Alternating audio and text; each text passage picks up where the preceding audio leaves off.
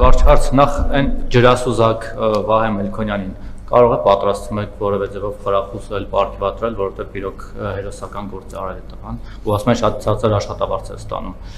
Երկրորդը Պուտինը այդպես էլ չշնորհավորեց ձեզ, երևի սպասում է ՍԴ-ի որոշման արդյունքներին, սահմանափակումներն էլ արտահաման շարունակում են մնալ եւ խնդիրներ ստեղծել, սա ձեզ մտահոգում է թե ոչ երկու մասով էլ։ Եվ Ծառուկյանի եւ մյուսների բիզնեսները առերևույթ քաղաքական հրահանգներով փակելով, օրինակ Շանգրիլա մյուսները, դուք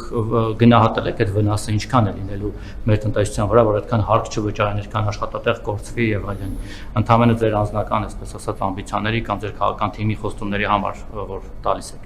Եվ ի բան էլ հարցս հայ-թուրքական հարաբերություններին է վերաբերում, դրա մեջ մի քիչ անձնական, մի քիչ 18+ ու գծիկ կրկոտ երանգ կա, փորձեմ հնարավորինս կոռեկտ ձևակերպել։ Ուրեմն տեսեք, ձեր աջակիցները ինձ ասում են, որ ես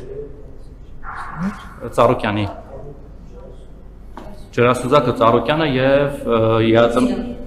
Պուտինն ու արտահանումը։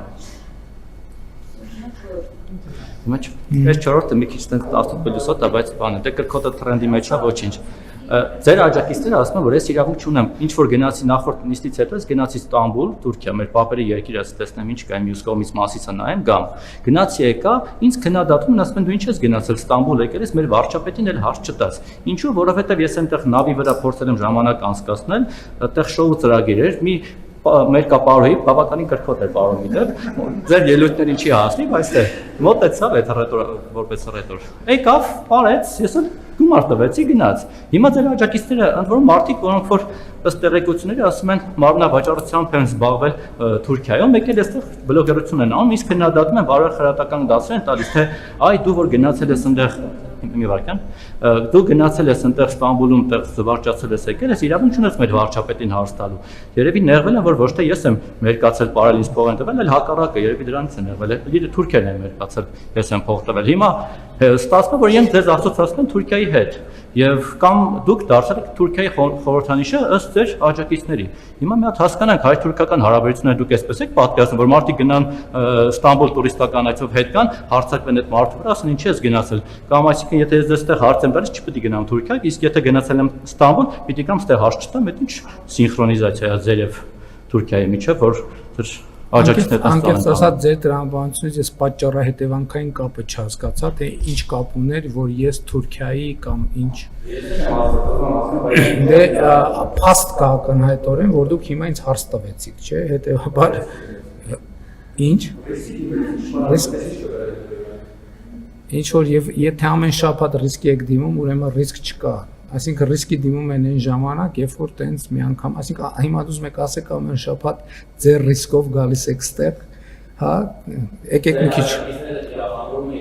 Ես չեմ կիսում նման տեսակետները, մանավանդ ոչ միայն ձեր դեպքով, այլ հազարավոր քաղաքացիներ գնում են Թուրքիա տուրիստական այցերով եւ Թուրքիայից էլ գալիս են միջալուց Հայաստան։ Մենք պատրաստվում ենք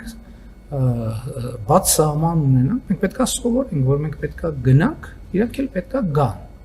Դա էլ եմ ասում, այդ ամեն ինչը իրականում իներցիոն պրոցեսների արդյունք է, այդ իներցիոն պրոցեսները մեզ բոլորիս հատուկ է, որովհետև մենք էլ եմ ասում, մի տնից չենք, բայց մի երկրից ենք եւ բազմաթիվ հարցեր մենք ընկալում ենք նույն կերպ։ Եվ Հայաստանը մինչև դուք չեք նկատել, այս հարցոպատասխանում էլ է շատ տարածված, քաղաքական դաշտում էլ շատ տարածված, Թուրքիա, Ադրբեջան, այդ գործոնները օգտագործել մարդկանց դեմ։ Իբր որ ինչ որ մի բան ուզում են նեգատիվացնել, այ գնացել է ինչ որ մեկը Թուրքիա, այ ինչ որ մեկը, չգիտեմ, բան թուրքական անձեռոցիկա օգտագործում եւ այլն եւ դա եթե մենակ մերոնց մեջ լներ խնդիրը, ես շատ արագ այդ խնդիրը կլուզում։ Խնդիրը դա համընդհանուր է, չեք նկատել այդ երևույթը։ Դուք էլ չեք ասում, դուք էլ ձեր հարցի մեջ էլի այդ փորձեցիք կապ չուներ չնայած, բայց էլի փորձեցիք բերել, ասել, որ ես դարձել եմ Թուրքիայի, ինչ կապ ուներ դա, ձեր ասածից ոչ մի, բայց իրաց տրամաբանություն ձեր պատմածով նույնիսկ որևէ ես աղերս չտեսա, թե ընդհակառակը։ Ես նկատի ունեմ, դա մեր մոտ մենթալիտետ է, որ ինչ որ մեկի դեմ բան ես ասում, խոսում, զգում ես, որ փաստարկ չունես, ոնց խոցել դիմացինին։ Իհարկե, եթե այլ փաստարկ չկա, Թուրքիան եւ Ադրբեջանը տեղում են։ Ես դեռ հələ խաղաղության օրակարգը չկար, ես այն ժամանակ մատենադարանում էր ոնց որ 2000 կարող է նույնիսկ 22 կամ 21 թիվներ, ասի պետք չի թուրք ասել մտածելով, որ բան վիրավորում ես, որովհետեւ ասենք այդ նույնն է, որ ինչ որ մեկը մեկին ասի 1000 ներողություն, ուրիշ ազգի ներկայացուցիչ անունը տալով բան անի։ Դա վատ արտապետական մտածողություն է եւ դա ֆորպոստային մտածողություն է ներդրված Հայաստանի Հանրապետությունում։ Իհարկե եմ ասում, դա օբյեկտիվ պատմական հիմքեր ունի,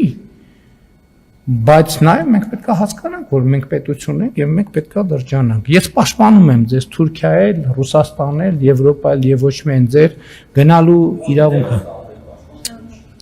Հարգելիս ես կառապան չեմ, որ ինչ որ մեկին սանձեմ։ Մարդիկ արտահայտվելու իրավունք ունեն նույն կերպ, ինչպես դուք։ Եթե ամեն մեկս ինձնից սկսած մեր խոսքին վերաբերվենք նույնպիսի քննադատությամբ, ինչպես ուրիշների խոսքին ենք վերաբերվում, բոլորը ամեն մեկս մեզ սանձենք, ոչ մեկին սանձելու կարիք չի լինի։ 100% համոզվեմ։ Ձեր ինձնից սկսած մնացածով վերջացրած։ Բայց երբ որ անընդհատ այդ մանր ծակոցները դառնում են գործունեության հիմնական ձև, դա բնականաբար իր հետ բերում է այդ երևույթների։ Ձեր նշած անձի բիզնեսների հետ կապված, ուրեմն չկա մի process, որը սկսել է ընտրությունից առաջ։ Ընտրությունից հետո ամեն ինչ շատ վաղուց process-ներ են, որոնք բոլոր հնարավոր ձևերով, արհեստական ձևերով խոչընդոտվել են, եւ ես Հայաստանի քաղաքացիների առաջ ստանձնել եմ պարտավորություններ, այդ պարտավորությունները պետք է կատարվի։ Ես մարդկանց ասել եմ, որ էսա տեղի ունենալու, էսա մի քիչ կրկոտ եմ ասել, մի քիչ ոչ գրական բառապաշարով եմ ասել, բայց դրանից բովանդակությունը չի փոխվում։ Դա իրականացվելու է։ Հիմա ում դա դուր կգա, ում դուր չգա, դա իրականացվելու է։ Ընտրությունների ժամանակ ստանձնած պարտավորությունները ո՞նց ընտրություն, հա? Այդ process-ները նույն ճոպանուկ հետ կապված process-ները 8 տարի առաջ սկսվել են։ Ուղղակի ամեն անգամ արհեստական խոչընդոտներով հետաձգվել են, նոր եկե հասե այդ թվում օրենսդրական բացերի պատճառով։ Ես հիշում եմ ճոպանուղու հետ կապված process սկսել այն ժամանակ, երբ որ Ռոմանոս Պետրոսյանը եղել է Կոտայքի մարզպետ։ Ինքն է առաջին անգամ ինձ բերել, որ սենց հարց կա։ Եվ այդ սկսած դրա շուրջ process-ները ոչ մի րոպե չեն դադարել, ոչ մի րոպե։